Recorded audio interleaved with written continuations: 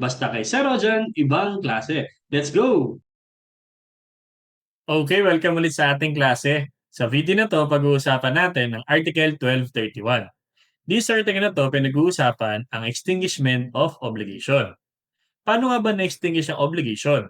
Ano ang causes of extinguishment? Ano nga ba? Ready ka na? Sige, start tayo. Let's go! Yan, sige, basahin muna natin. Article 1231. Obligations are extinguished, number 1, by payment or performance. Number 2, by the loss of the thing due. Number 3, by the condonation or remission of debt.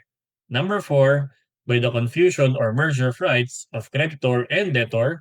Number 5, by compensation. And number 6, by innovation. Other causes of extinguishment of obligation, such as annulment, rescission, fulfillment of resolutory condition, and prescription, are governed elsewhere in this code.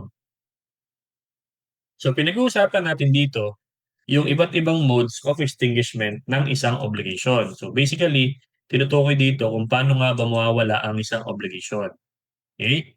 So, modes of extinguishment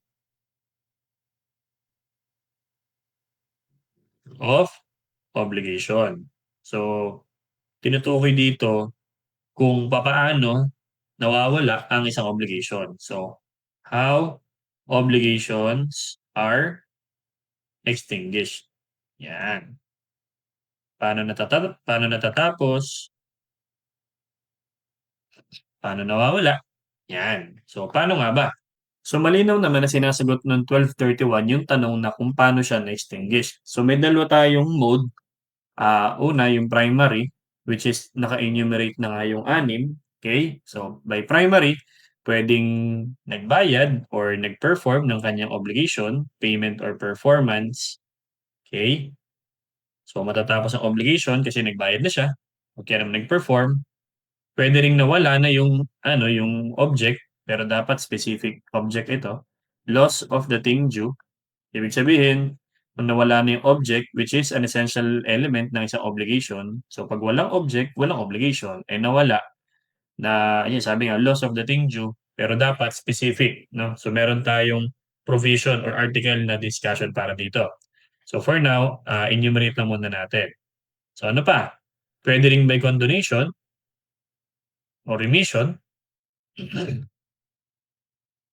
So, sa madaling salita, ang condonation pwedeng forgiveness or pagpapatawad.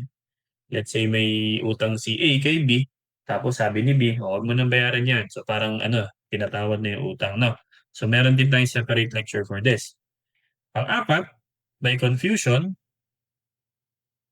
or merger of rights ni creditor and debtor. Parang nangyari dito, pinagpasa-pasa na yung utang hanggang sa napunta na yung utang dun sa mismong naniningil. So, nagkaroon tuloy ng merger ng debtor tsaka creditor. For example, si A may utang kay B, si B may utang kay C, tapos si C may utang kay A. So, yung pambabayad ni A galing kay C, tapos yung pambabayad ni C galing kay B. So, therefore, parang nag-merge na yung katauhan ng creditor tsaka debtor. So, yun. Wala na rin yung obligation kasi nagkaroon na ng merger eh. Okay? O kaya naman nagkaroon ng confusion. Then, by compensation, so pag sinabing compensation, parang may utang sila sa isa't isa. So, pareha silang debtor tsaka creditor na isa't isa. So, compensated na yung utang, parang quits na tayo. Parang ganun. And then you have also novation. Yung novation naman, may dati kayong utang, tapos nagkaroon kayo ng panibagong kasunduan. So, wala na yung dati, pero meron pa rin kayong bagong pinagkasunduan. Pero extinguish na yung luma. Okay? So, yan. So, basically, ito yung 6 na primary mode of extinguishment under ng 1231. Okay? Pero, yung other causes, pinag-uusapan din sa civil code. Pero nasa ibang parts daw siya. Governed elsewhere in this code. So, ang tawag natin doon, other causes. Okay? Other causes. So, ano-ano nga ba yung other causes na yan? So, may kanya-kanya silang article sa New Civil Code. So, halimbawa, Sinabi diyan, annulment, okay? So ang annulment, isa rin siyang mode of extinguishment. So you have annulment, okay? Pagpapawalang bisa, kumbaga. Okay? What else? Rescission, okay? Parang kinakancel na.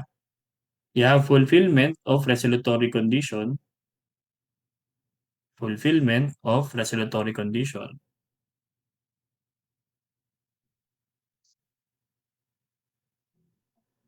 What else? Prescription. Yung fulfillment of resolutory condition, kumbaga meron ng obligation, pero pag nangyari na yung condition, tapos na. Halimbawa, gamitin mo muna yung sasakyan habang wala ako, tapos pagbalik ko, tapos na yung obligation ko. Hindi mo na pwedeng gamitin. So, nangyayari na yung obligation, tapos kapag nagkaroon ng fulfillment ng isang condition, tapos na yung obligation, so resolutory yun. So therefore, kapag nagkaroon ng fulfillment ng resolutory condition, extinguish na yung obligation. Yung prescription naman, parang sa sobrang tagal ng panahong hindi naningil si creditor, wala na yan. Wala ka ng utang. Okay? So, pwedeng mapaso yan, no? Hindi kasi naniningil. Yan. Pero other than these four, meron pang ibang hindi na-mention sa Article 1231 kasi makikita siya sa ibang parts nga ng Civil Code. Ano-ano yun? Halimbawa, nagkaroon ng namatay ang isa sa mga party in case of personal obligation, death of a party. So in this case, this is applicable for personal obligation kasi nga hindi na kayang gampanan kasi patay na yung may obligation. Okay? So this is discussed further in Article 1311. Okay? What else? Pwede ring maging cause ng extinguishment kapag nagkaroon ng withdrawal ng mga parties or tinatawag nating mutual desistance. So, withdrawal of parties. Kumbaga parang ayaw na nila. Okay na yan. Kumbaga, wala na tayong obligation. So, nag-withdraw mga parties. Pang-pito, yan. Pwede ring arrival or expiration ng isang resolutory period. So, expiration or arrival of resolutory period. So, in concept, halos pares din siya ng condition, resolutory condition. Yun nga lang, pinagkaiba nito, darating at darating to. Halimbawa, bigyan kita ng baon after 1 year, okay, hanggang matapos ang isang taon. So, pagtapos na yung isang taon, wala na akong obligation magbigay sa'yo ng baon. So, itong discussion na to, meron to sa lecture natin, found in Article 1193. So, check nyo yun, ha. What else? Pwede ring compromise agreements. Compromise agreements. Okay? So, ang compromise agreement, parang nangyayari yan para maiwasan ang litigation or kumbaga yung kasuhan. So, parang para ma-resolve yung kanilang differences or para maging bati sila, kumbaga, para maiwasan na lang yung kasuhan at para matapos na rin naman ang nasimulan, okay, nagkakasundo na lang sila. So, nagkaroon ng sacrifices sa isa't isa, okay, compromise ang tawag natin doon. So, yun. Um, para siyang form ng novation kasi parang natapos yung luma, nagkaroon ng kasunduan ng panibago, nagkaroon ng compromise. Pero meron siyang specific discussion that is found in Article 2028. Yan. So, check nyo din yan, ha. What else? Kapag halimbawa, imposible nang i-fulfill ang obligation, impossibility of fulfillment. Fulfillment. Yan. So, dahil sa may nangyaring event, hindi mo na kayang gawin, yung unang napagkasunduan ninyo, na again, wala kang kinalaman. So, impossibility of fulfillment. So, this is further discussed in 1266. So, matatakal natin yan. Okay? Yan. And lastly, happening of fortuitous event. So, dahil sa fortuitous event, okay, nawala na yung obligation, which again, walang kinalaman si debtor or creditor. So, na-discuss naman natin ang concept ng 42.7 sa Article 1174. Okay? So, ito yung ilan sa mga modes of extinguishment. Okay? Basically, meron tayong dalawang mode. Sinasagot nila yung tanong na paano nga ba nawawala ang isang obligasyon. So, sabi sa 1231, pwedeng magbayad ka, mag-perform, pwedeng nawala yung specific object na due. So, pag walang object, wala ng obligation.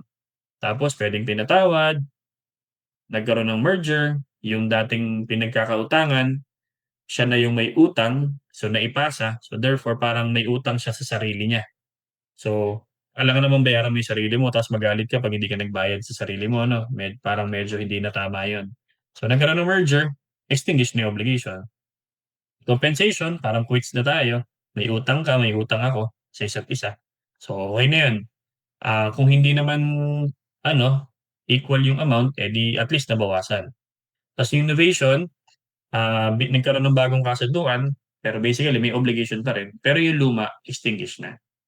Iba pang causes, annulment, rescission, fulfillment of resolutory condition, prescription, death of a party, withdrawal of parties, expiration or arrival of resolutory period, compromise agreement, impossibility of fulfillment, and happening of fortuitous events.